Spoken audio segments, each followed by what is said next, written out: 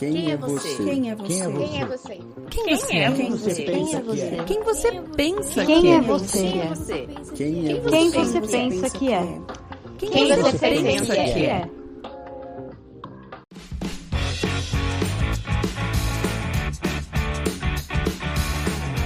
Fala aí, pessoas! Eu sou o Ricardo e esse é mais um episódio do Quem Você Pensa Que É podcast. Um podcast de personalidade e que supostamente tem inclinações filosóficas.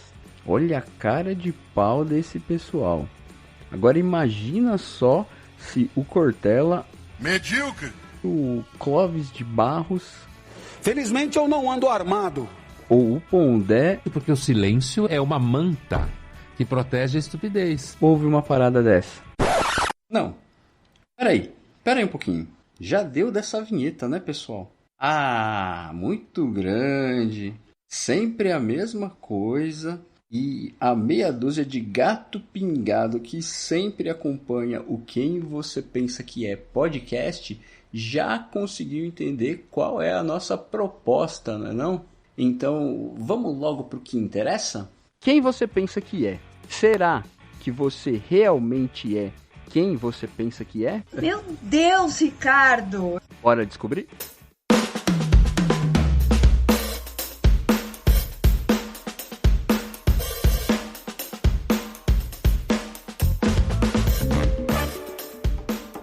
E hoje é um dia da hora, porque é muito bom você ter a oportunidade de trocar uma ideia aqui assim com amigos seus de longa data, né? Como no caso é o nosso convidado hoje. Conheço o Lucas aí há uns 20 anos, se bobear, né, Lucas? É tipo isso. Por aí, né? E, cara, eu curto muito desenrolar dessas ideias quando aparece essa oportunidade, né? Com amigos, assim, né? Então hoje vai ser um pouco mais informal do que o costume, mas é falar de vida, né? Falar de vida, e eu acho que ele é a melhor pessoa para falar sobre isso, né? Cara, o Lucas já esteve aqui com a gente em um dos primeiros episódios, né, do Quem Você Pensa Que É, e é muito bom receber ele aqui de novo, mano. Então, hoje a gente fala com o Lucas Lujan. Prazer. É sempre um prazer estar aqui e trocar ideias com você. Como você bem lembrou, acho que 2 décadas a gente já se conhece, então é um ambiente que eu estou sempre muito à vontade. Obrigado pelo convite mais uma vez de participar. Não sei se eu sou a melhor pessoa para falar sobre a vida, né? Como você colocou. Não. A humildade aí, ó. Mas eu acho que podemos tentar construir alguma coisa aqui juntos, mas o melhor, não sei, acho. É um jeito de falar. O melhor é um jeito de você querer fazer um É isso. Ô, Lucas, desde a última vez que você esteve aqui, eu mudei aquelas 2 perguntinhas que a gente começa a conversa. Achei que já tinha um tempo que eu tava fazendo as mesmas que foram da outra vez e eu resolvi dar uma leve mudança nela. Acho que não vai ser... E assim, né? O ônus disso é que você, voltando aqui, você é obrigado a responder as 2 novas, né? Então eu tô respondendo 4, na verdade. Pois é. Mas assim, cara, acho que não apresenta nenhum desafio absurdo, né? São perguntas sobre você, igual da outra vez, né? E aí, cara, a primeira delas, eu quero saber se tem uma coisa, e eu acho que deve ter mais, né? Porque eu, por exemplo, tenho uma lista, né? Mas eu quero saber se tem uma coisa que você já se conformou com a ideia de que você é muito ruim fazendo aquilo, sabe? Não bota isso na minha mão que, cara, não vai prestar. Eu poderia dar uma lista infinita disso. Eu também. Mas eu vou te falar que mais me dói. Uhum. Eu não consigo cantar. Sou muito desafinado. Olha, eu tô junto com você nessa, bicho. E é uma frustração enorme. Imagino. Eu sou quase assim, eu me sinto até às vezes com um problema cognitivo em relação a notas musicais, assim, sabe? Mesmo, cara, eu sou muito ruim. Eu toco bateria, né? Toquei bateria por um tempo e hoje Hoje não mais, mas assim, arranha alguma coisa. Mas como é um instrumento de percussão, que não é um instrumento melódico, Sim. né, harmônico, a nota para percussão é uma coisa muito diferente de uma nota Total. na harmonia. Eu não treinei minha percepção musical. Aliás, nunca tive nada de teoria musical, nunca estudei nada, é tudo de orelhada mesmo. Mas no ritmo, assim, eu até vou bem. Agora, colocou uma nota pra eu tentar identificar que nota é aquela, cara, é o fracasso. Mano, eu tô junto com você total. Inclusive, eu também tocava bateria. Mas eu tocava muito mais em banda de metal, né? Mais as pedradas da vida, né? Eu tava falando esses dias no serviço lá sobre essa ideia de que a bateria, por ser um instrumento de percussão, cara, é muito mais você desenvolver um ouvido e coordenação motora, né? Então, assim, é claro que até um amigo meu me apontou que eu tava falando isso porque eu já tocava, né? Mas pra mim, bateria é mais fácil do que qualquer outro de harmonia, né? Porque a bateria, a partir do momento que você identificou cada som, você vai colocar ele na ordem ali e tendo coordenação, sai o som, né? Mas você precisa ter a coordenação, né? Porque tocar bateria demanda muita coordenação. Você tem 4 membros fazendo coisas aleatórias. Sim. Mas eu falo no sentido que, assim, ó, por exemplo, digamos, você conseguiu identificar os sons básicos, você vai treinando coordenação motora do mesmo jeito como uma pessoa aprende a dirigir, andar de bicicleta e tal, né? Vai treinando para acostumar a fazer mais de uma coisa ao mesmo tempo. E assim, eu acho que você consegue fazer... Assim, não vou falar você vai sair o Eloy Casagrande, do nada, não vai, né? Mas você consegue fazer um básico, né? Se você desenvolve para fazer um básico aí. Quando você fala de harmonia, cara, tem toda uma parte teórica que você tem que pegar antes de começar a tocar, né? Você tem que saber negócio de nota, posição do braço, posição das cordas. Eu tive um contrabaixo um tempo, cara, que eu passei pra frente porque eu falei, mano, aqui não sai nada, velho. Não adianta. Desistiu, né? Não, eu desisto. Eu acho que sim, mas eu acho que é muito mais o que a gente consegue escutar. Porque pra tocar bateria, você precisa escutar o ritmo. E talvez eu e você tenhamos mais facilidade pra perceber, pra escutar o ritmo. Então eu consigo escutar aquele ritmo e depois eu vou tentar reproduzir aquele ritmo na bateria ou qualquer outro instrumento de percussão. E acho que tem pessoas que não tem essa mesma inteligência rítmica, mas tem uma inteligência harmônica. Então ela consegue escutar aquelas notas e depois ela vai tentar reproduzir aquelas notas no instrumento que ela tiver, que seja um instrumento harmônico. Eu acho que é muito mais a nossa capacidade de memorizar aquilo que escutou. Sim. Então tem pessoas que memorizam melhor o que escutou ritmicamente ali, né, na percussão, e tem pessoas que conseguem memorizar melhor a nota que escutou para poder depois reproduzir. É nisso que eu não tenho habilidade. Eu não consigo escutar uma nota, guardar aquela nota e reproduzir, cara. Eu não tenho inteligência pra isso, sabe? Sim, eu acho que o seu pensamento... Uma coisa que me pegava muito quando eu tava tentando aprender baixo, e é um pensamento, assim, de que...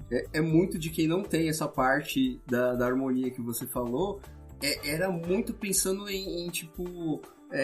Tá, e essa mão aqui faz o quê? Em qual corda que eu vou? Aí, sabe? Tipo assim, você tava... Eu entendia o processo, né? Que é o processo, você vai mudar a nota, vai mudar de corda, vai mudar a posição do braço, e aí no outro você vai dedilhar. O processo em si, pra mim, beleza, tá tranquilo. Mas daí, a fazer música, é outros 500, tá ligado? E eu acho que tem uma coisa que talvez a bateria entregue com mais obviedade o que está sendo tocado. Então, você sabe que tem um chimbal, você sabe que tem uma caixa, você sabe que tem essas 3 partes da bateria, você consegue, a maior parte das músicas, elas usam basicamente isso. Então, você consegue reproduzir, assim, acho que mais obviamente o que está sendo tocado. Que é diferente de você saber a posição harmônica no braço do contrabaixo, no braço do violão. Acho que... Sim, nesse sentido eu acho que a bateria oferece um pouco mais de obviedade. Nesse sentido. Mas, se a gente começar a tocar, eu acho que os instrumentos de percussão são realmente mais fáceis, assim, para musicalização e tudo mais.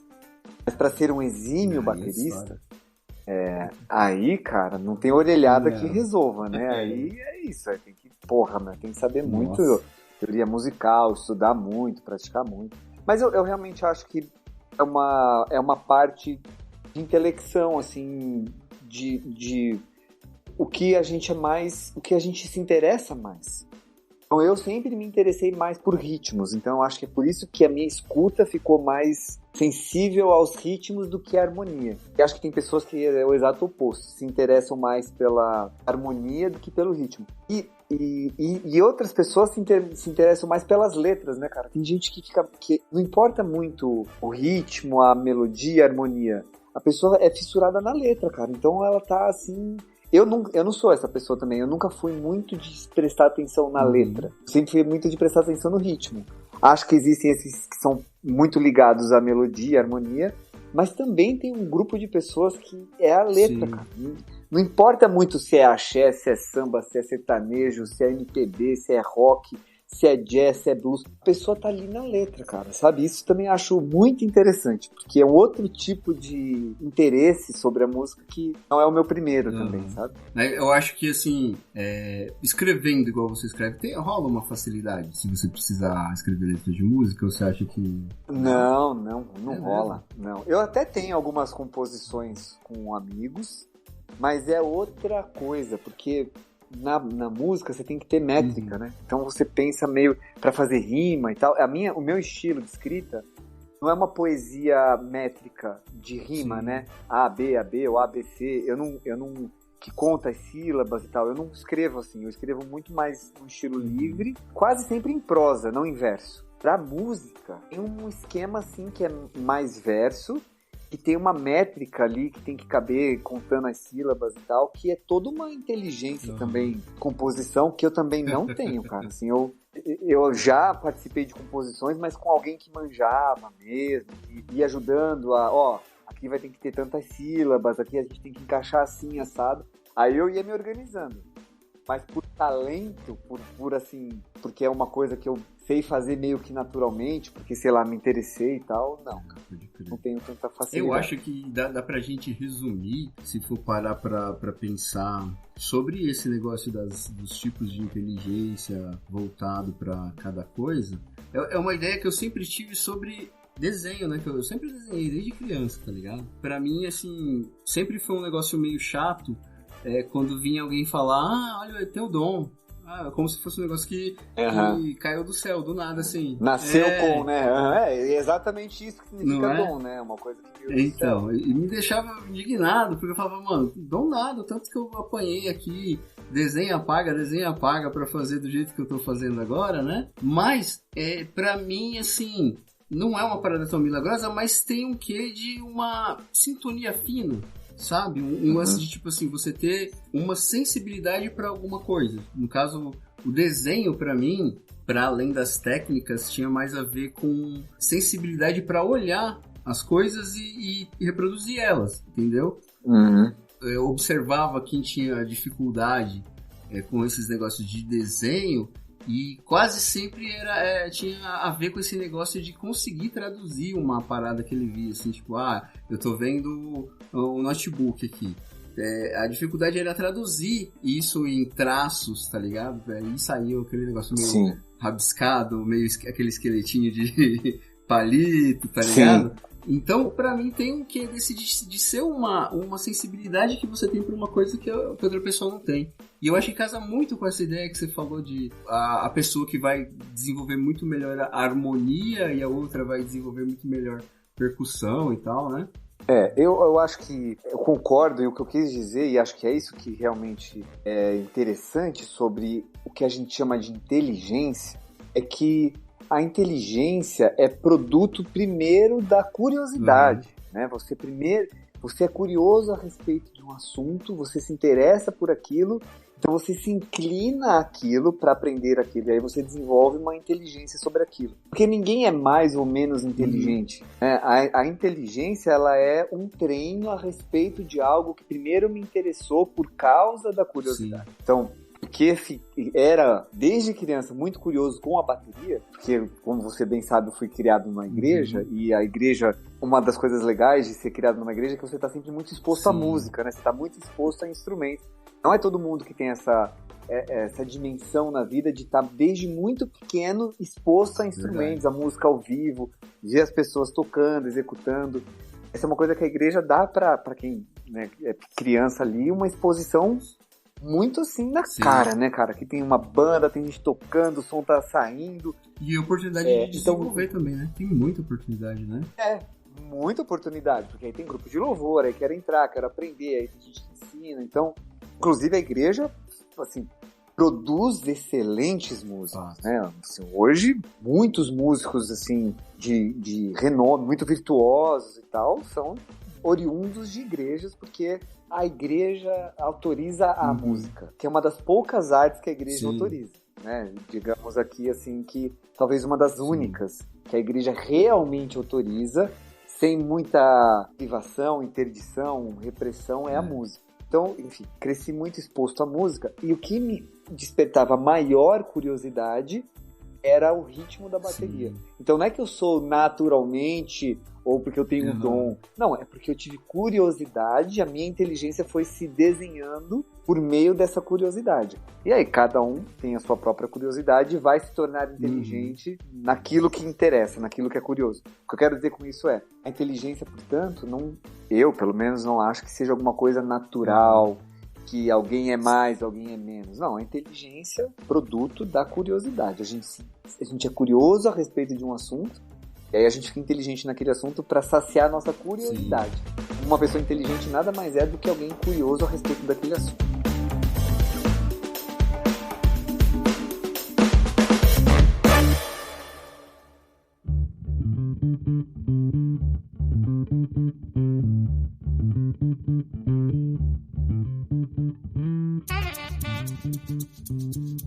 Seguindo então, cara, a segunda pergunta, eu acho que ela é um pouquinho mais difícil, mas basicamente ela é o oposto da primeira também. Eu queria que uma coisa que você fala, não, joga pro pai aqui que isso aqui é comigo. Aqui pode mandar que é comigo, tá ligado? Não, eu acho que eu tenho algumas coisas que eu sou bom. Eu não acho que isso é arrogância, nem nada. Eu realmente reconheço as coisas que eu sei fazer. Acho que a que eu faço melhor, que eu faço muito bem, é conseguir observar um conjunto de abstrações e organizar isso num esquema intelectível, um esquema assim que pôr na lousa, sabe? Pegar vários conceitos muito abstratos e criar um caminho para explicar esses conceitos objetivamente. Maravilha. Acho que eu sou bom nisso. Acho que eu sou bom em pegar abstrações e organizá-las de maneira a torná-las assim mais palatáveis, mais simples. Eu acho que eu sou bom em simplificar. Show. Tá aí um belo superpoder isso aí, bicho. Acho que é um poder, mas ele pode ser um problema.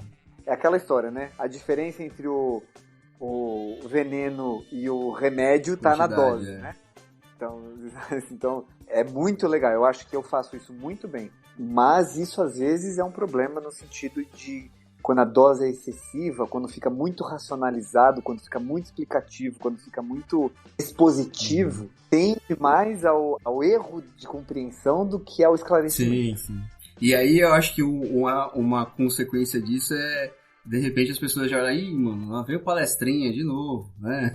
Né? Por exemplo, isso, né? O cara não consegue ter uma conversa que ele não sai explicando tudo, sabe? Cara, eu tenho um... Sim, e é chato, né? Eu tenho um problema parecido com isso, mas o psicólogo já em sessão, ele me falou que tem a ver com o negócio do TDAH lá que eu tenho, tá ligado? Que é a dificuldade de explicar uma coisa, simplesmente ela mesma, assim, sabe? Por exemplo, se eu tô falando que eu fui... ontem eu fui jogar bola, tá ligado? É simples. Ontem eu fui jogar bola e tal, e foi legal e blá blá blá. Só que eu tenho a tendência de explicar o antes pra deixar... Na minha cabeça é como se eu não explicasse o antes todo, a pessoa não ia conseguir pegar aquilo ali que eu tô tentando falar de cara, sabe? Então... Ao invés de falar eu fui jogar bola ontem, falou, não, porque eu tinha marcado com não sei quem na semana passada, que a gente ia jogar bola no domingo, mas aí não deu certo, a gente teve que remarcar pra... E aí quando eu vou ver, cara, eu já dei uma volta, sabe? Quase uns 180 explicando um negócio que era só falar assim, não, porque ontem eu fui e joguei bola, sabe? Tipo assim. Sei. Você tem que dar todo o contexto, sim, porque senão você assume que a pessoa não vai compreender a conclusão. Sim, desse jeito. Mas eu penso que como para você é importante que o contexto seja construído para a tua conclusão das coisas, você presuma que para os outros também seja. Acho que é por essa razão que você procura o caminho de contextualizar, de deixar a pessoa bem situada no que estava passando ali com você, para que ela entenda onde você chegou. Acho que é porque você precisa disso para fazer as tuas, entender bem os contextos. Sim, só que o problema desse comportamento, cara, às vezes, quando eu tô explicando esse contexto, ele foi tão longe do assunto principal, que quando eu termino de explicar o contexto, eu não lembro mais por que eu tava falando aquilo, tá ligado? Vira uma divagação, na verdade, né? Você vai devagando, abre umas portas, depois você não sabe o caminho de volta, né? Se perdeu. Desse jeito. Acontece também, isso acontece também. Pode ser, sim, um sintoma de TDAH. O psicólogo que eu passo, ele é psicólogo, mas ele vai para uma linha muito parecida com a psicanálise também, né? Então, ele fala que tem um quê de egoísmo, do tipo assim, cara, se a pessoa não vai entender se eu não explicar tudo do começo ao fim, colocando, sabe, como se eu fosse, eu já pensei em tudo que poderia ser pensado sobre isso, então eu sou o especialista aqui. Se eu não der todo o mapa, a pessoa não vai conseguir me acompanhar na conversa, né? E às vezes não, né? Sim. Às vezes era só falar assim, não, entende aí, não, dá teus pulos, né? É como se você estivesse tentando controlar a compreensão dela. Se você oferecer a ela exatamente o que você acredita que a levará à conclusão que você espera que ela chegue, você estará controlando melhor, né, o que está acontecendo. Sim. Pode ser um desejo de controle também. Sim. Mas esse é um lugar que você só vai descobrir analisando mesmo, porque não dá para ficar chutando porque você faz isso. Para a psicanálise, inclusive, né, assim, principalmente a minha linha de psicanálise, o diagnóstico de TDAH é muito controverso. Muito debate sobre esse tipo de diagnóstico e tal. Não os sintomas a gente verifica, sim, sabe? A gente sabe que, assim, tem sintoma aqui. Mas o diagnóstico tem muito debate sobre isso. Porque isso que você acabou de dizer, né? Vamos supor que você realmente esteja pressupondo que o outro não vai entender porque não tem capacidade para sozinho. Aí isso não é bem um sintoma de TDAH, já é um sintoma mais obsessivo, alguma coisa que teria numa estrutura mais neurótica e tal. Mas a despeito dos diagnósticos possíveis, o sintoma às vezes deixa a gente chato, né? O sintoma às vezes assim, porra, o cara não para de falar, né? Não para de explicar. Eu não preciso saber como ele acordou, só preciso saber o que ele fez no final do dia. Total. Cara, eu te convidei aqui hoje, eu tenho acompanhado os seus vídeos, né? Que inclusive tem sido um sucesso, né?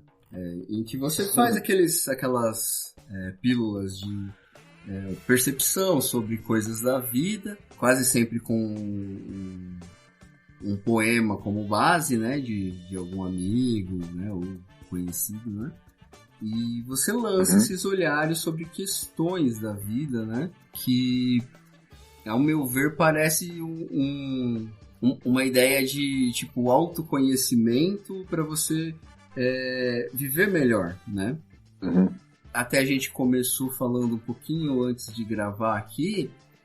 Cara, eu tenho a impressão de algumas coisas que eu vejo você falando nos vídeos que, assim, não tem nenhum segredo, não tem nada absurdo do tipo, cara, eu teria que estudar filosofia para entender a profundidade disso, né? Então, coisas muito baseadas em, cara, o seu comportamento tem sido esse, você poderia experimentar esse outro. Você poderia olhar com esse outro olhar para essa situação da vida, né? E aí você fala sobre vida, relacionamento, né? Sobre amizade e tal, né? E quase sempre, tipo assim, tentar botar um outro olhar sobre coisa que tá te gerando um sofrimento, né? Mas, assim, quando a gente observa ao nosso redor, assim, por que é tão difícil, cara? Porque assim, como eu te falei, né? Parece assim, cara, é só botar o teu olhar, né? Esse olhar que você tá colocando, de repente, só troca por esse outro aqui e já vai melhorar, né? Já vai ter outro tipo de resultado, né? Na tua vida. Mas parece que a gente tem um prazer em dificultar, em tornar difícil uma coisa que podia ser mais simples, né? O que eu tenho feito, né, nos meus vídeos, né, são reflexões que eu, por hábito, já faço há muito tempo. Em que sentido? Qual é o modelo, né? Eu leio alguma coisa, poesia, ou um texto filosófico, e aquilo sempre gera em mim uma reflexão. Sempre, 100% das vezes aquilo me gera uma reflexão. O que eu comecei a fazer é pôr isso em vídeo. Aquilo que me fez refletir, eu escrevo um roteiro e gravo. Então, é meio que compartilhar a minha reflexão a respeito daquilo que li. É isso que faço, né? Esse é o exercício, esse é o modelo. O modelo é pegar algo que me atravessou e compartilhar a minha impressão sobre aquilo. Porque todas as coisas que eu compartilho lá têm significado para mim. A minha impressão é que a gente sente que as coisas são mais difíceis do que são porque a gente se importa demais. Tem um excesso de preocupação nas coisas. Então, o que eu venho experimentando na minha vida é que a preocupação excessiva é muito paralisante. Que quando pareceu a mim que tinha perdido tudo, eu não tinha perdido tudo. Então, tem um lugar... Eu acho que as pessoas, quando me assistem, já me falaram isso. Elas têm a impressão que eu não tenho problemas. Tá? Porque falo o que falo e reflito o que reflito, minha vida é imune de sofrimento, porque às vezes me colocam nesse lugar de um sábio, né? Um homem que sabe como viver. Mal a barba, hein? É a barba. É a barba. Mal sabem os buracos onde eu já caí na vida. Sim. E onde caio ainda, onde minha vida não tem nada de ideal, de perfeita, ao contrário. Eu acho que porque passei na minha vida por lugares muito duros, muito difíceis, que eu realmente acreditei que não havia nada depois daquilo, e sobrevivi, e saí daquilo, e construí coisas para além daquilo, eu passei a perceber que não precisa ser tão pesado. Quando pareceu que acabou, não acabou. Porque essa é a minha experiência. Então, as minhas reflexões são muito pessoais nesse sentido de, olha, pode parecer que o mundo acabou, mas não acabou. Tem coisa aí que tem um depois, né? Levanta a cabeça. E não se preocupe tanto, sabe? A vida já tem um peso enorme por si mesma. Sim. O nosso trabalho é tentar deixar ela mais leve, não mais pesada. Então, ficar menos neurótico a respeito das coisas, sabe? Não entrar num looping de sofrimento e de questionamento e de problematização e de queixa e de insuficiências e de incapacidades paralisantes. É olhar isso por outro ângulo. Que há coisas que podem ser feitas, que podem ser reconstruídas, que as coisas não são tão graves assim, que as coisas não são tão urgentes assim, que nada é para sempre, que o nada e o tudo são só palavras que a gente usa, mas que elas não existem no mundo real, que tem sempre um caminho. Né? São conceitos, né? Então, eu acho que a nossa tendência, portanto, te respondendo, né? A complexificar mais as coisas do que elas já são complexas, porque elas são, mas a gente dá um jeito de deixar a coisa mais complicada, é um excesso de preocupação, é um excesso do que vão pensar de mim, é um excesso do que o que eu vou fazer com a minha vida, é um excesso de tentar acertar, é um excesso de olhar o sofrimento como algo perigoso e que tem que ser evitado a todo custo, ou um excesso de buscar o sucesso e o prazer e são excessos. O meu primeiro psicanalista, ele me ensinou uma coisa muito legal. Ele falou assim pra mim: Lucas, não existe coisa como a felicidade. Existe contentamento. Sim, total. A felicidade pressupõe que é um estado de graça. Você é feliz. É uma coisa que parece que é um lugar que se chega. Sim. E ele falava que a felicidade é uma coisa que acontece assim, muito rapidamente e passa. É uma coisa muito efêmera. É uma experiência muito efêmera. Agora, o que a gente pode estar é contente. Uhum. Podemos estar contentes, não felizes, sabe? O tempo todo. Podemos nos sentir felizes, mas isso é efêmero. Contentamento não. Contentamento é uma coisa que a gente pode sentir e estar. Estou contente com a minha própria vida. Isso não depende de não ter sofrimento. Eu posso estar contente e ter sofrimento. Posso estar contente e ter dores, e estar em luto, e ter perda. Mas eu estou contente porque no contexto geral da minha vida as coisas vão bem, assim, não tem grandes questões, né? Então eu acho que, enfim, acho que a gente se preocupa muito. Acho que tem um excesso de preocupação, tem um excesso de peso, excesso de tem que chegar lá, excesso de meta, excesso de objetivo, excessos. Acho que é isso que nos põe assim tão pesados.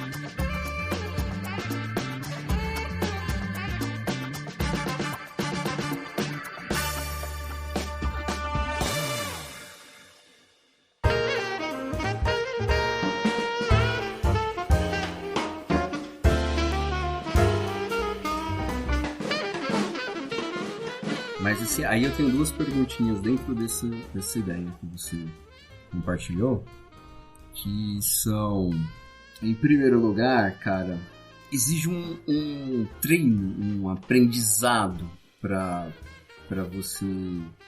É igual a gente estava falando da bateria aqui, sabe, de você desenvolver essa coordenação para você conseguir colocar esse olhar que você fala nos vídeos, um outro olhar com menos preocupação e com menos pressão, vivendo numa sociedade igual a nossa, né, cara? Que ela parece que ela tá o tempo todo forçando você a se preocupar mais com quem você é, qual a tua posição aqui, né? Como você deveria agir aqui para dar certo. O tipo de padrão do que funciona e do que não funciona, sabe, parece que assim tem um trem te empurrando no sentido do você precisa se preocupar, você tem que correr atrás, né, o trabalho enquanto eles dormem, esse rolê idiota aí, tá ligado? Uhum. E aí, cara, tem uma parada que eu vejo muito naquele pessoal que tenta ensinar a meditação, que fala que você tem que ir muito devagar, tipo, na primeira vez você não vai aguentar 2 minutos sem se incomodar com o negócio de ficar parado em silêncio só, né? Me parece que tem um rolê desse de tipo, cara, pra eu ter um olhar mais despreocupado para algumas questões da minha vida, eu tenho que ter um tipo de treino antes, não dá pra eu ir de uma vez no mundo que eu vivo, sabe? Faz sentido isso? Faz muito. E acho que tem. Acho que tem pelo menos na minha experiência, acho que tem mais de um lugar onde a gente pode parar, assim, para pensar nas nossas neuroses, para pensar nas nossas preocupações excessivas. Acho que tem mais de um. Mas para mim, o que mais fez e continua fazendo sentido é a psicanálise. Uhum. A psicanálise nos dá a chance de olhar para as nossas neuroses e perguntar, para quê? Em nome de quem? Por que sinto o que sinto? Por que estou tão preocupado? Com o que estou tão preocupado? Com quem estou tão preocupado? Então, não sei se é um treino no sentido de, como é, por exemplo, uma meditação que tem um programa, né? Tem uma agenda assim, que você possa exercitar, mas a psicanálise é ir desfazendo essas neuroses pela fala. Então, não é bem um treino, é mais o falar, né? É o falar. é o se escutar, é o falar, é escutar por que estou fazendo o que estou fazendo, atrás do que estou correndo, para agradar quem.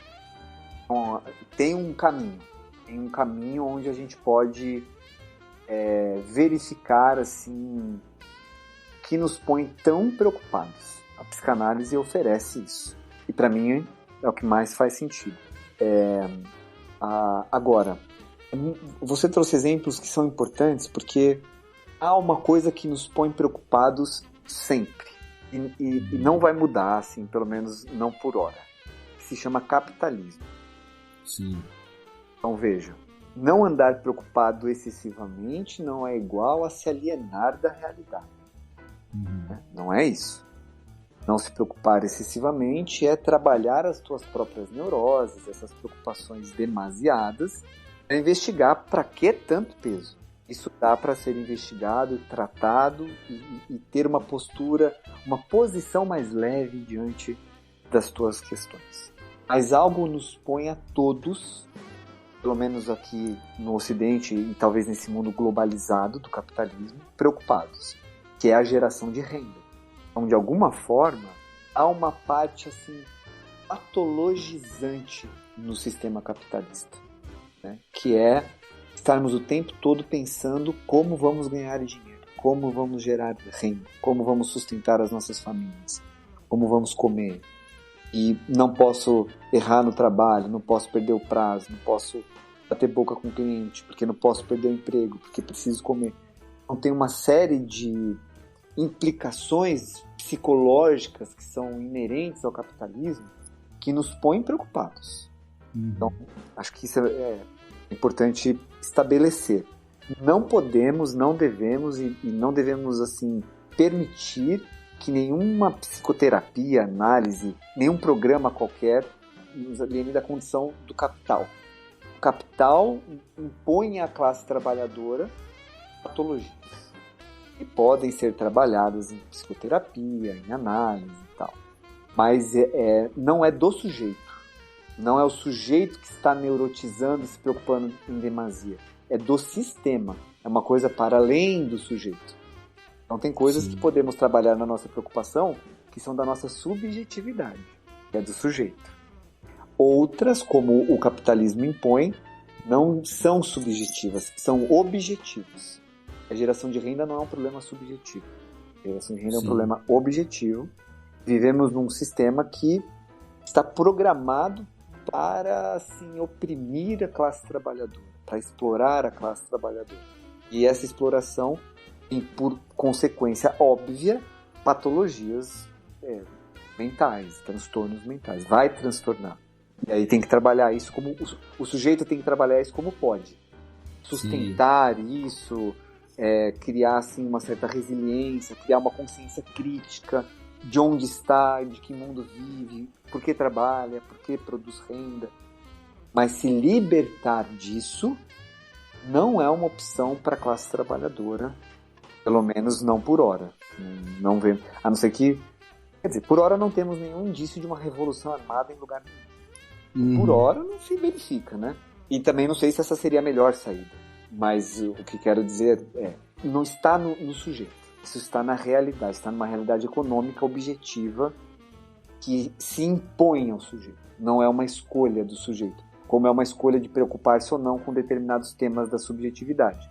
O capitalismo não dá essa opção. O capitalismo impõe a preocupação. Cara, isso é uma coisa que eu já pensei bastante, sabe? Eu tava uns 3 episódios pra trás, se eu não me engano, eu falei com uma menina que ela me deu um ponto de vista histórico sobre isso, que eu falei, cara, que bizarro esse rolê que a gente tem vindo, tá ligado? Porque assim, o que eu tenho pensado, volta e meia, essa ideia de que quanto mais a gente avança tecnologicamente, em tese, o resultado disso deveria ser a gente ter mais tempo, porque as coisas são feitas de uma maneira mais rápida, mais fácil, né? Então, em tese seria, cara, agora que tá mais fácil de fazer isso, eu tenho mais tempo, né? Mas o que acontece é o contrário, é que cada vez que a gente avança, tudo fica pra ontem, sabe? Tipo, se você fazia isso aqui em 2 dias e agora você faz em 2 horas, então você tem que fazer 5 vezes mais, sabe? Né? E aí, tipo, o que acontece é que independente do quanto a gente avance tecnologicamente, a gente continua exausto, sabe? E aí essa menina que eu tava falando, ela falou que ela gosta muito de coisas antigas, assim, sabe? Que coleciona e tal. E ela descobriu uma parada que era um pessoal que fazia um exercício de futurismo, sabe? Que era mais ou menos igual esses caras que tentam prever como é que vai ser o ano que vem e tal, né? Só que muito mais pra frente, né? E ela disse que pegou o livro de um desses autores que fazia um exercício, acho que dali de 1960, 60 e pouco, se eu não me engano, fazia um exercício de tentar pensar como seria 2000 pra frente, sabe? Uhum. E o cara falava exatamente isso que eu tô falando, assim, cara, a gente vai estar tão evoluído que você vai ter tempo pra você desenvolver as suas coisas, sabe? Uhum. Que você vai ter mais qualidade pra pensar em você mesmo e nos seus rolês e tal, né? E a gente dando risada desse bagulho, falando, mano, como esse maluco foi inocente no rolê, tá ligado? Mas é um pouco... eu ia comentar exatamente... Eu não ia usar essa palavra, mas ia usar uma palavra parecida. Eu ia falar que isso é um pouco ingênuo.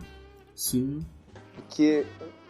ainda que a revolução tecnológica, e que exista mesmo um avanço da tecnologia, ele está dentro de um paradigma capitalista. Sim. Seria ingenuidade imaginar que o sistema capitalista pensaria no humano. Total. Entende? Que a gente desfrutaria de mais prazer ou de mais tempo livre, de um ócio dentro do sistema capitalista. Porque o sistema capitalista não é desenhado para a pessoa, ele é desenhado para o lucro. Uhum. Em nome da pessoa. Assim, para o lucro se explora a pessoa. Esse é o desenho do capitalismo. Não é que a gente tem como desenhar um projeto de ser humano que vive a tua vida, que desfruta do tempo, que desfruta do seu tempo de vida dentro do capitalismo. Isso é inviável.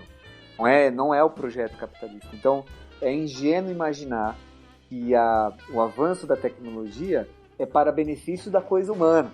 Sim, total. O avanço da tecnologia é para benefício do lucro, da coisa do capital. O humano, de alguma forma, está prejudicado. Como o ser humano estará prejudicado com o avanço da tecnologia? Eu não sei, porque eu não faço exercícios de futurismo. Mas eu sei que ele estará. Porque não me iludo a respeito do capitalismo. Não estou aqui fantasiando que o capitalismo vai se preocupar com o bem-estar do ser humano. Não vai. Mas eu acho que talvez tinha mais um quê de esperança do cara ali do que exercício de futurismo mesmo, né? Porque se você for pensar, eu falei que era de 1960, a menina falou a data, mas eu não vou lembrar se era isso mesmo. Mas se você for pegar o que vem de direitos que o trabalhador consegue ali, sabe, sobre esse... se for ver, antes da era industrial era criança trabalhando, era 18 horas, 16 horas de trabalho, era uma coisa que era muito mais próxima de escravidão do que de trabalho mesmo, né? E aí talvez o cara vai conseguir esse tipo de respiro e vai criando uma esperança de que, cara, lá em 2000 então o pessoal vai estar arrumado, tá ligado? Sim. Vai ser só alegria. E acho que você tá tocando num ponto importante. A conquista de direitos trabalhistas nunca veio como o maná do céu, que pela graça de Deus, sabe? Jamais. A coisa sempre foi com base na briga. Nunca foi... O sistema capitalista nunca pensa no bem do trabalhador. Ele pensa no bem do capital. Quem deve pensar no bem do trabalhador é o próprio trabalhador. Que é uma coisa que hoje nós estamos, assim, numa alienação profunda desses empreendedores que acham que ter uma MEI é ser empresário, entendeu? Que, não podemos abrir mão dos direitos trabalhistas porque sou empresário. É de uma alienação profunda do que está acontecendo e muito preocupante. Mas como não é o nosso tema, o que eu queria aqui só marcar é que os direitos que a pessoa, que o trabalhador conquista dentro do capitalismo são por meio da briga. São por meio da greve, por meio de paralisação, por meio de... Enfim, essa história do direito trabalhista. Imaginar que só porque o avanço da tecnologia tiraria dos trabalhadores a demanda por brigar por si mesmos é ingênuo. Sim. O avanço da tecnologia só vai fazer pior ao trabalhador, não melhor ao trabalhador, né? O avanço da tecnologia melhora o acúmulo de capital, não o acúmulo de horas livres. E eu acho que para além disso, cara, uma coisa que a gente consegue observar hoje é que o avanço da tecnologia não interfere só nessa parte do trabalho, né? Interfere no resto da vida do indivíduo, né? Então, assim, se você for parar para pensar, por exemplo, nos streamings, sabe? No teu lazer, que seria o momento que você tem para...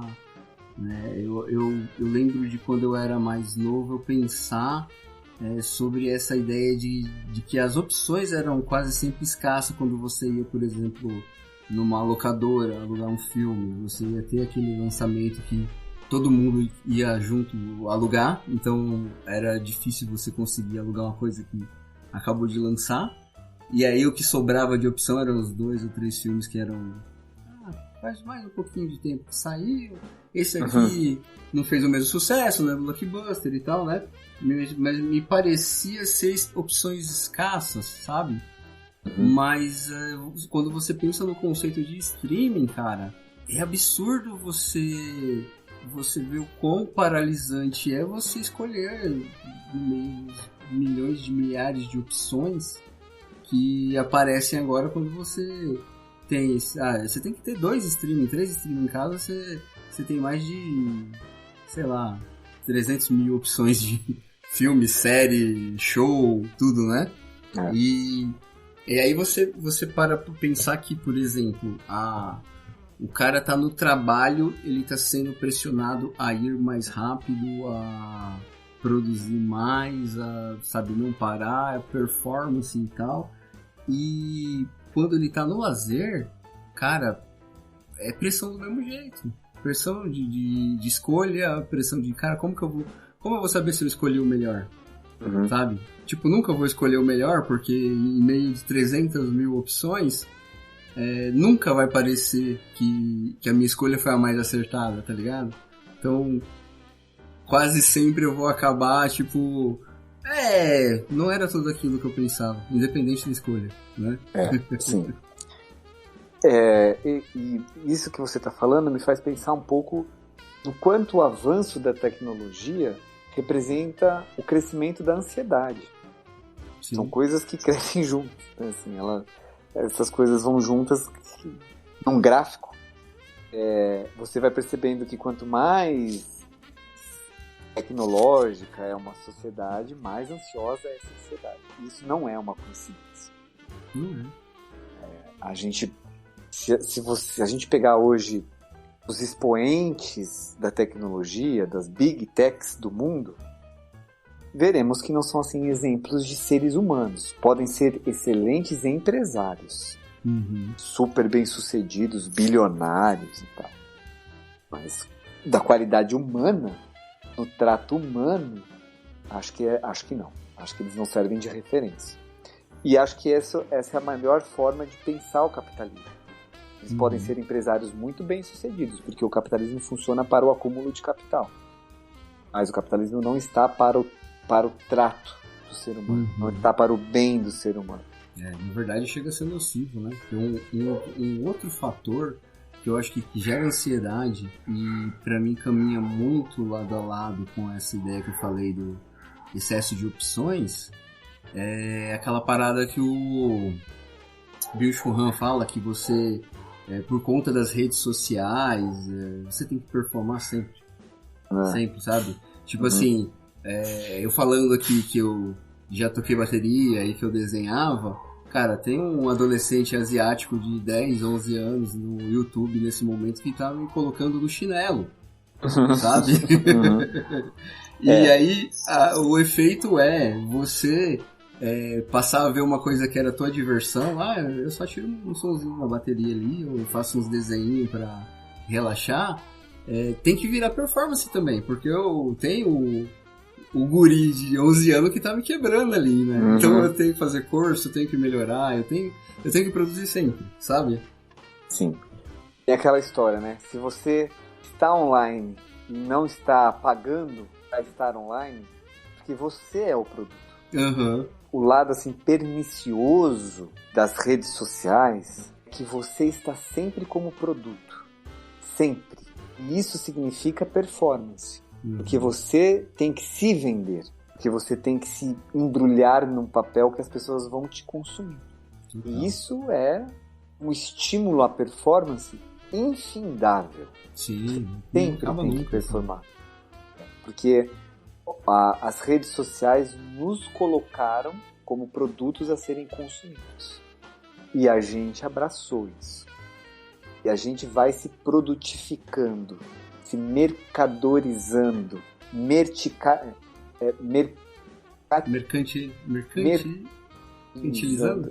Mercantilizando. Estou tentando inventar palavras, mas mercantilizando acho que é a palavra correta. Porque é isso que as redes sociais demandam da gente. Então, sim, a gente fica sempre performático. Né? E aí, por isso que eu disse lá no começo, que às vezes as pessoas olham para mim no vídeo, que estou ali fazendo uma pílula de reflexão, e que me compram como um produto de sucesso. Porque aí eu sou alguém livre de problemas, entendeu? Eu sou alguém porque faço reflexões sobre a vida, com alguma sabedoria, com alguma pretensa sabedoria sobre a vida. A pessoa, eu me embalo nisso, porque o vídeo é isso, é uma embalagem. A pessoa me compra como se ela tivesse encontrado a receita que vai tornar a vida dela melhor. Basta ela me consumir, entendeu? Então a lógica é essa, cara. Então é performático. Então veja, eu tenho que gravar um vídeo bonito, eu tenho que escrever um roteiro, eu tenho que estar bem vestido, eu tenho que estar, sei lá, seguro do que estou falando. Sim. É uma performance. E essa é a realidade que a gente vive. Então aqui eu acho que dá pra gente recuperar um pouco a ideia do que é subjetivo e do que é objetivo. Uhum. Subjetivamente, a pergunta é, ok, é nesse mundo que eu vivo. Não tem opção. Não está dada a minha opção de não viver nesse mundo. É esse o mundo que eu tenho. Agora, o que eu faço de mim nesse mundo que tem? Essa é a opção. Esse é o trabalho subjetivo possível. Não vamos mudar as redes sociais. Nós não vamos derrubar o Mark Zuckerberg. Não vamos derrubar o Elon Musk. Não vamos derrubar o capitalismo. Não vamos, cara. Assim, pelo menos não por hora. Não tem um projeto para isso por hora. Por hora a gente está aprofundando um novo tipo de capitalismo e constrói novos bilionários. A gente não está se afastando, a gente está se aprofundando, é outra coisa. Portanto, sobra ao sujeito a pergunta subjetiva de o que faço de mim neste mundo. Aqui tem trabalho a ser feito. Aqui a gente pode trabalhar para não se produtificar, se mercantilizar o tempo todo, não performar o tempo todo, não se preocupar o tempo todo. É aqui que a gente pode, subjetivamente, não neurotizar demais essas questões, sabe? Para que elas não determinem a nossa vida. Eu não posso ser determinado por um algoritmo. Uhum. Eu não posso ser determinado pela performance do meu vídeo, se ele teve 100 mil visualizações ou 1 milhão de visualizações. Porque isso é apequenar a minha vida a um produto. E eu não posso não posso me permitir a isso. Então aqui sim tem alguma coisa da dimensão subjetiva que pode sim ser trabalhada.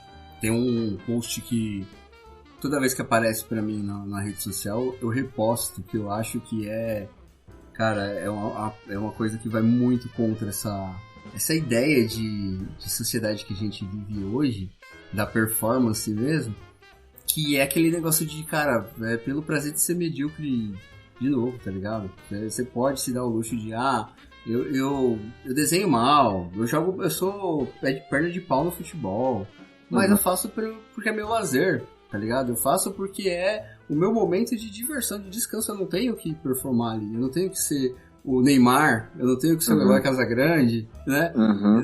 Entende? E toda vez que me aparecem coisas desse tipo numa rede social, eu tô ali repostando porque é uma coisa que pra mim é parece que o tempo todo estão tentando vender a ideia de que você tem que ser o melhor naquilo. Qualquer coisa que você tá fazendo, você tem que ser... se eu fizer um bolo, eu tenho que ser o Masterchef do bolo, tá ligado? Pra estar na rede social. Se não for perfeito, mano, você não vai arrumar nada. E isso, cara, sabe, produzir o tempo todo. A palavra, né, ela importa muito. E como ela é usada, né, em quais contextos, com quais sentidos, com quais objetivos. Medíocre é uma palavra que foi instrumentalizada pelo capitalismo para te explorar. Para dizer que você não é bom o suficiente.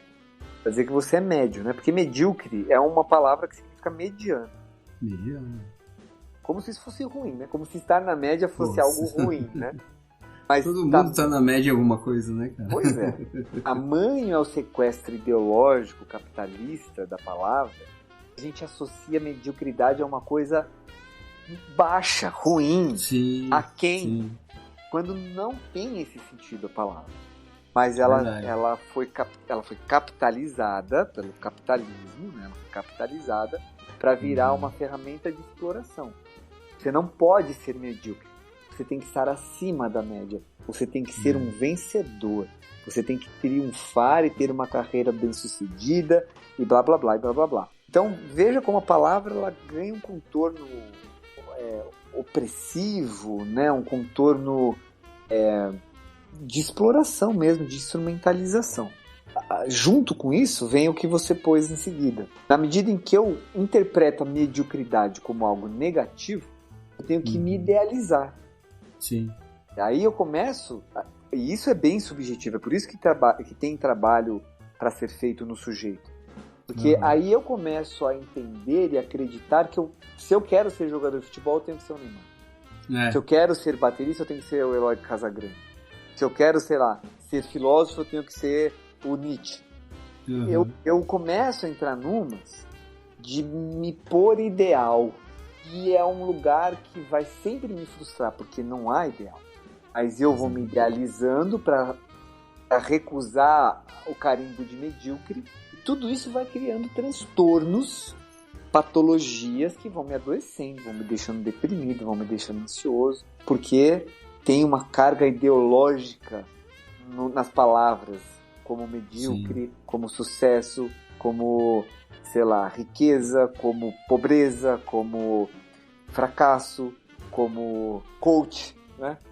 Todas essas palavras têm uma carga ideológica na gramática capitalista que servem para nos oprimir. Sim. Mas aqui pode sim fazer resistência frente subjetiva a essas questões quando começa a pensar mais criticamente no que isso significa. Quando eu sei que uma pessoa me chamar de medíocre, é porque ela está querendo abusar de mim. Sim.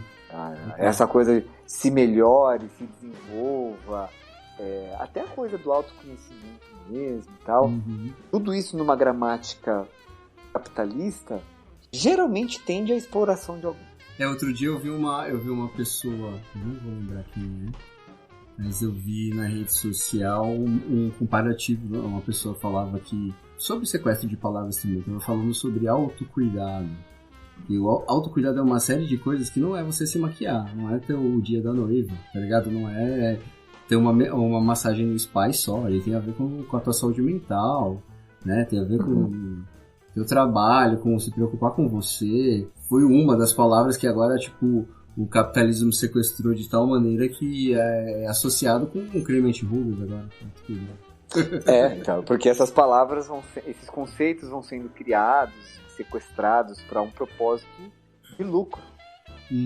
É isso. Não é diferente da saúde mental.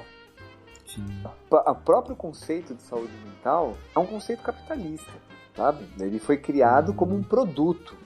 Se a gente fosse discutir seriamente o que significaria saúde mental, criticando essa ideia, a primeira coisa que teria que ser... Porque quando a gente fala de saúde mental, o que a gente deduz é que a gente está discutindo áreas da subjetividade. Está discutindo, assim, coisas que são do campo da psiquiatria, da psicologia e da psicanálise.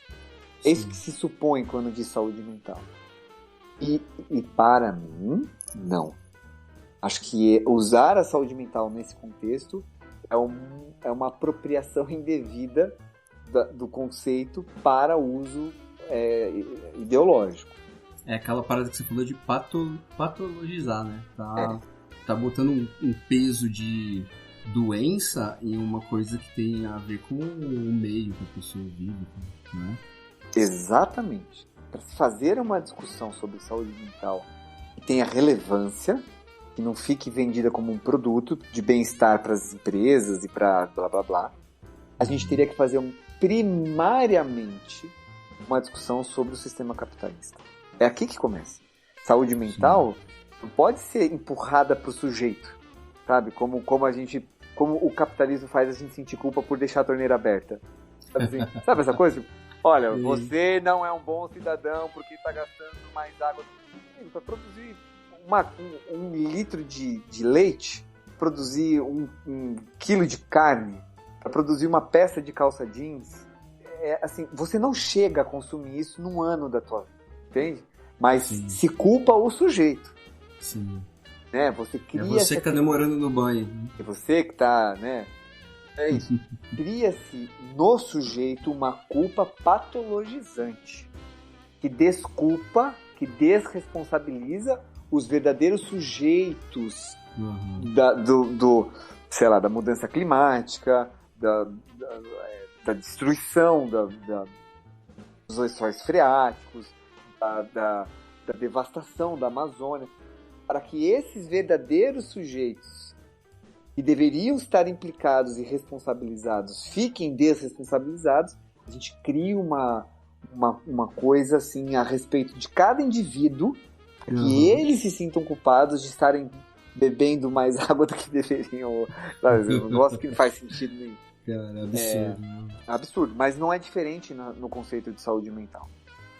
Quando a gente empurra o conceito de saúde mental para apenas a subjetividade, a gente está incorrendo na mesma questão. É levar para o sujeito coisas que ele não pode resolver. Não está na alçada dele. Muito maior do que... Muito maior. Então, para se debater saúde mental com seriedade, vamos começar criticando as patologias que são decorrentes do sistema capitalista, da exploração do trabalhador. Aí a gente tem uma discussão séria. A gente pode colocar o sujeito, essas áreas do conhecimento subjetivo, como são a psiquiatria, a psicologia, a psicanálise e tal, a gente pode pôr no debate. Mas lá para o terceiro lugar. Sim. Sabe? Ele não é o protagonista. Essas áreas da sociedade não são protagonistas. A gente tem que discutir o sistema onde os sujeitos estão sendo criados.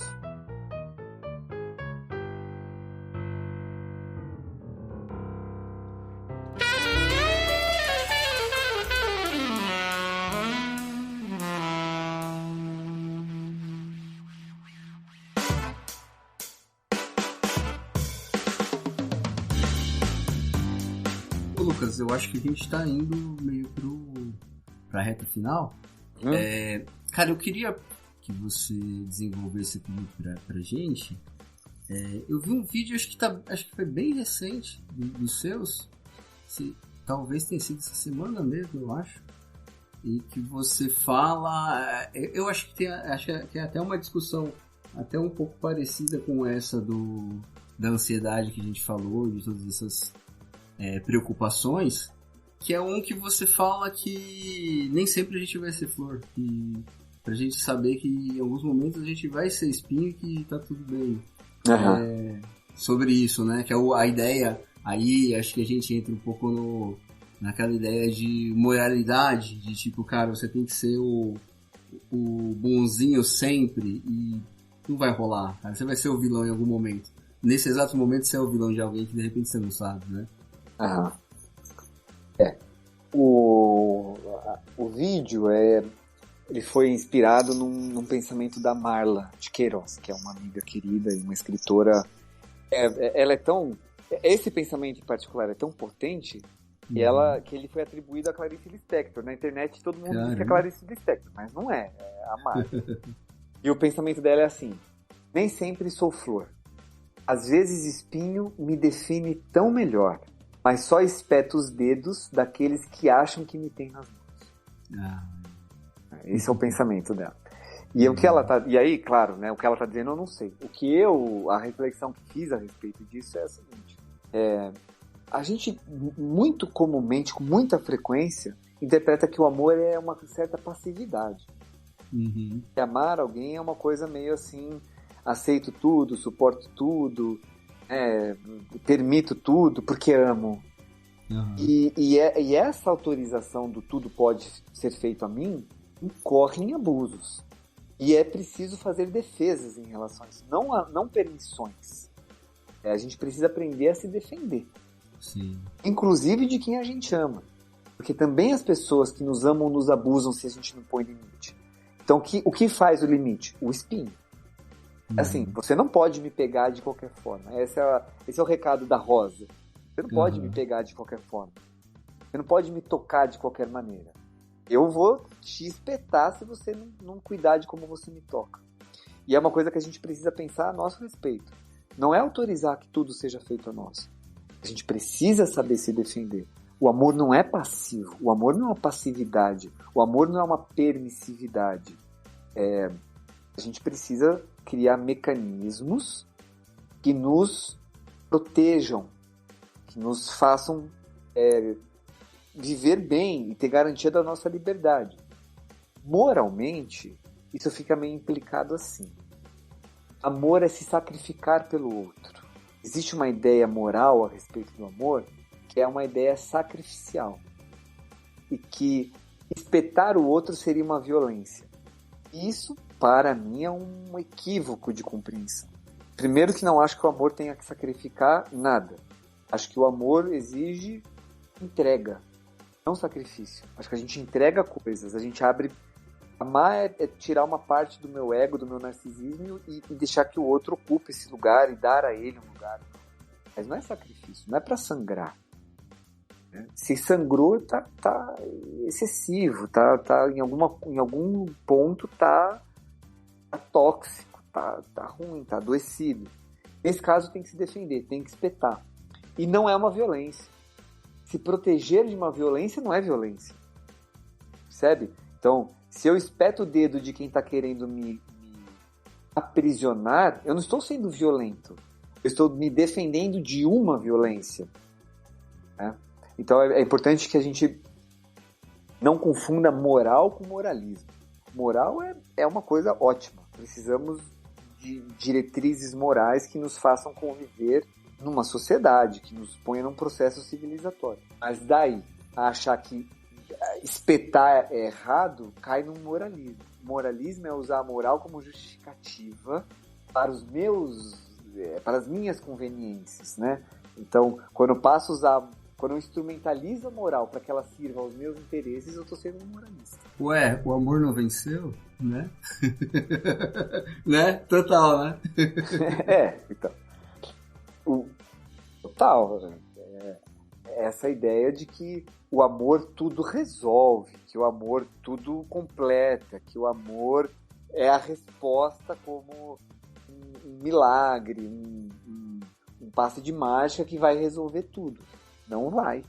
O amor tem limites, o amor tem os seus efeitos, mas ele tem seus limites, ele não pode tudo. O amor não pode tudo, o amor também tem limite.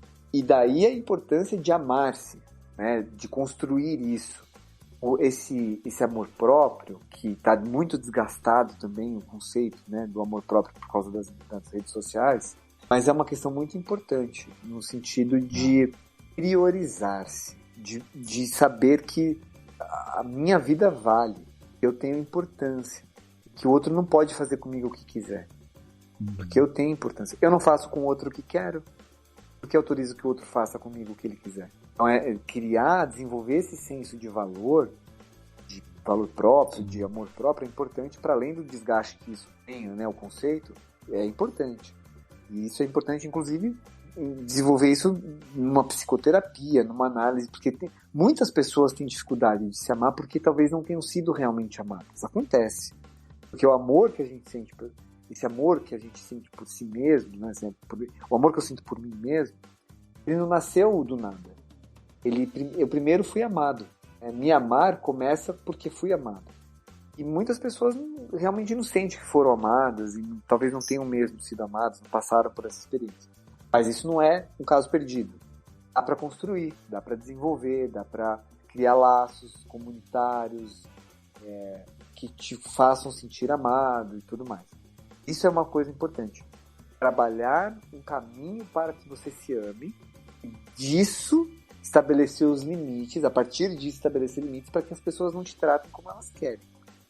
E quando elas te pegarem, te tocarem de jeitos inapropriados, se defender. Espetar. Cara, vamos para a última pergunta. Eu não lembro se eu fiz da outra vez. Mas eu acho que se eu fiz da outra vez, provavelmente a resposta deve ter mudado. Cara, é a pergunta que dá nome pro podcast. Eu quero saber quem o Lucas Lujan pensa que é. Eu penso que sou poeira estrelar. E vim parar aqui num completo aleatório, mas que, porque estou aqui, preciso fazer algo com isso. Então, estar vivo, apesar da aleatoriedade cósmica que isso significa, precisa de um sentido. Então, sou alguém tentando dar sentido a uma insignificância. Muito bom isso. Cara, muito bom trocar ideia com você e é aquela. Vamos marcar outro já. Já deixa sempre o próximo engatilhado. Né? Já vamos engatilhar outro já, porque aqui é fantástico essas conversas. Eu queria agradecer muito esse seu tempo aí. A agenda de milhões sempre lotada. Trabalho muito, cara. Tá muito trabalho. Valeu mesmo, cara. Você não sabe como eu me amarro também em trocar essa ideia com você aqui, cara. Acho da hora mesmo. Tal.